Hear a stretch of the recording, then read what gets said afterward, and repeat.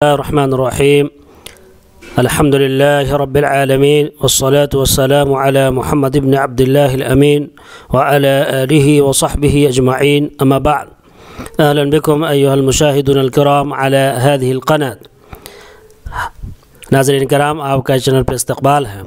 آج میں پھر آپ کے سامنے قرآن پاک، احادیث اور آثار سے کچھ دلیل عربی زبان میں لے کر حاضر ہوا ہوں، جو یہ بتاتے ہیں اور یہ ثابت کرتے ہیں کہ حجاب اسلام کا اسینشیل پارٹ ہے، لازمی حصہ اور جز ہے.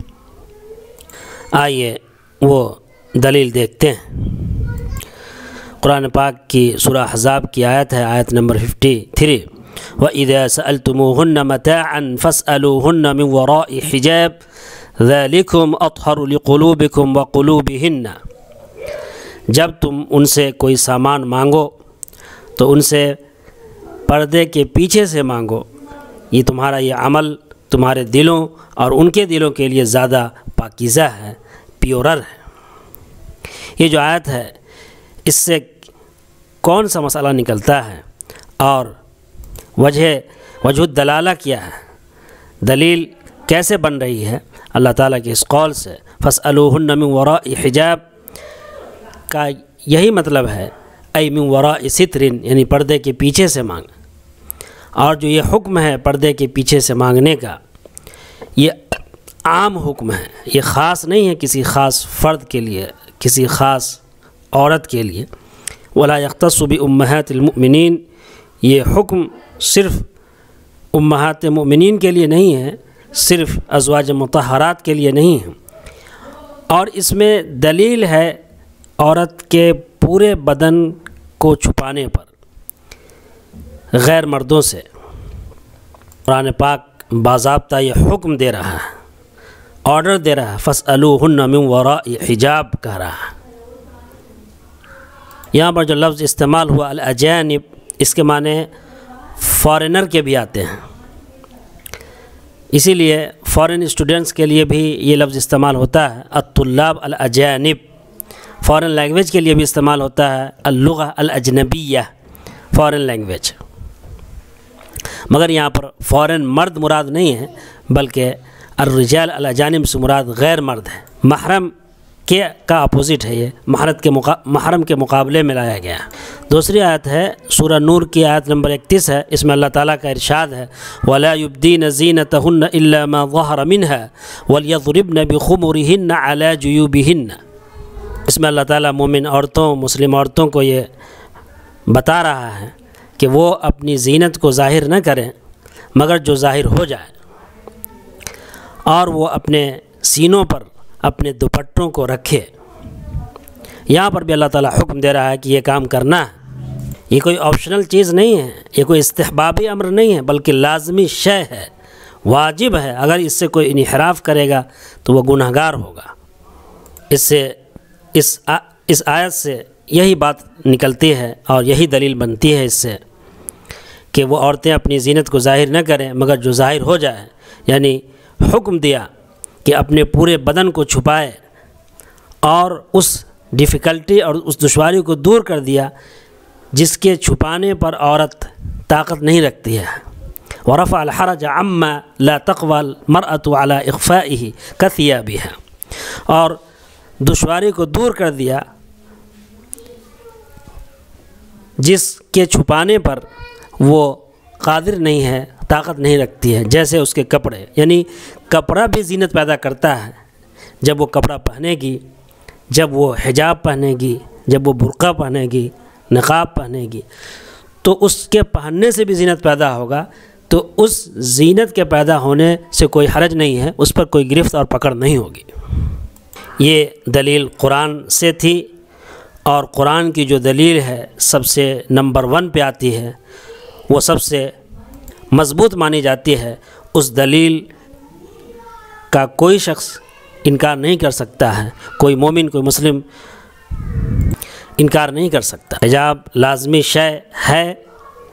یہ صرف قرآن سے ہی ثابت نہیں ہے، قرآن سے تو ثابت ہے ہی، بلکہ احادیث سے بھی ثابت ہے اور آثار سے بھی ثابت ہے، یعنی لوگوں کے عمل سے بھی ثابت ہے اور احادیث سے بھی ثابت ہے۔ حدیث ہے حضرت عبداللہ بن مسعود رضی اللہ تعالی عنہ سے، عن نبی صلی اللہ علیہ وسلم قال، اللہ کے رسول صلی اللہ علیہ وسلم نے فرمایا، المرأۃ عورہ، کہ عورت ہے، یعنی عورت کو سراپا عورت جو ہے قرار دیا گیا ہے۔ عورت کہتے ہیں چھپانے کی چیز کو،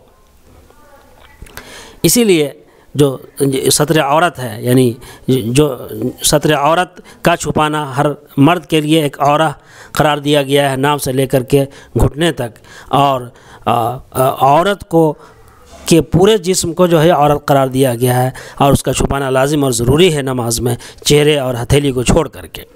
لیکن حجاب میں چہرہ اور ہتھیلی بھی شامل ہے۔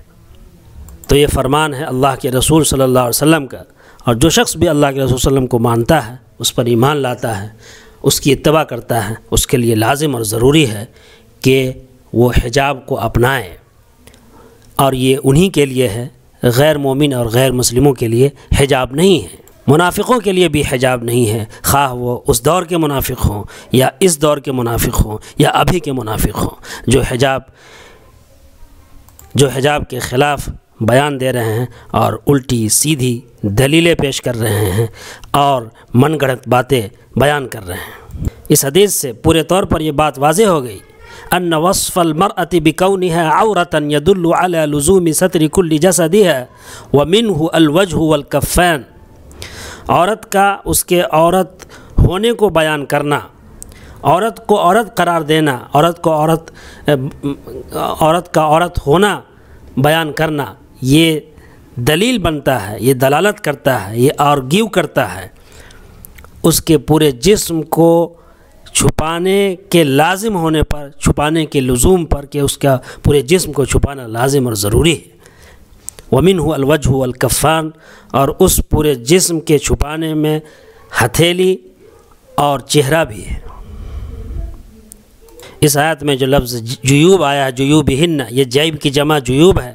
جیب کے معنی پاکٹ کے بھی آتے ہیں جس میں ہم لوگ پیسہ رکھتے ہیں، جیب کا معنی کالر کے بھی آتے ہیں، اور جیب کا معنی گلے کے بھی آتا ہے، کیونکہ جو سینہ ہے وہ گلے اور کالر سے قریب ہوتا ہے، اس لیے یہاں پر جیب سے مراد جو ہے وہ سینہ ہے، اور وہی ترجمہ کیا گیا ہے تفسیر کی کتابوں میں۔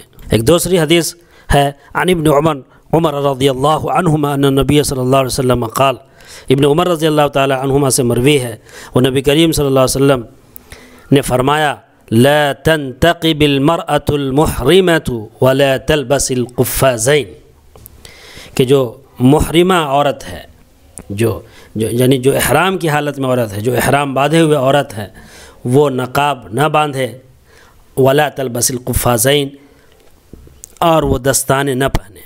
یہ جو لفظ ہے انتقب ینتقب انتقابا، اس کے معنی آتے ہیں نقاب باندھنا، اور قفاز جو ہے وہ ہے دستانے کو بولتے ہیں۔ یہ جو اس سے کیا دلیل بنتی ہے اور کیا دلیل نکلتی ہے، یہ حدیث کیا بیان کرتی ہے، کیا آرگیو کرتی ہے؟ دل الحدیث علی ان النقاب والخفازین کان معروفین فی النساء، نقاب اور دستانہ یہ دونوں چیز عورتوں میں معروف تھی، اور جب یہ معروف تھی تو یہی چیز وذالک یقتضی سطر وجوہہن وایدیہن فی غیر احرام، غیر احرام کی حالت میں یہ متقاضی ہے، یہ مطالبہ کرتی ہے کہ اپنا چہرہ اور اپنے ہاتھ کو چھپائے۔ کچھ کم علم جن کے علم پر ترس آتا ہے، جن کی فکر پر ترس آتا ہے، وہ کہتے ہیں کہ قرآن میں نقاب کا لفظ نہیں استعمال ہوا، قرآن میں نماز کا بھی لفظ استعمال نہیں ہوا، صلاۃ کا لفظ استعمال ہوا ہے۔ قرآن میں جو لفظ جلباب کا استعمال ہوا اسی کے معنی نقاب ہے، اسی کے معنی برقع ہے، اسی کے معنی حجاب ہے، اسی کے معنی اسکارپ ہے، جو ترجمہ کرنا چاہو کر لو۔ قرآن کے جو الفاظ ہیں وہ بہت وسیع اور بہت گہرے معنی رکھتے ہیں۔ ان سب دلائل سے بات بالکل واضح ہو جاتی ہے کہ حجاب اسلام کا لازمی حصہ ہے، اس کے باوجود اگر کوئی نہ مانتا ہے تو نہ مانے، وہ لازم ہے اور رہے گا۔ دنیا کی ساری عدالتیں یہ کہہ دے کہ یہ جو ہے اسلام کا حصہ، لازم حصہ نہیں ہے، پھر بھی وہ قابل قبول نہیں ہوگا، کیونکہ اسلام کے جو احکام ہیں وہ قرآن و احادیث سے چلتے ہیں، عدالتوں سے نہیں چلتی۔ تشریح صحابہ اور تابعین کی معتبر ہوگی، مع السلام.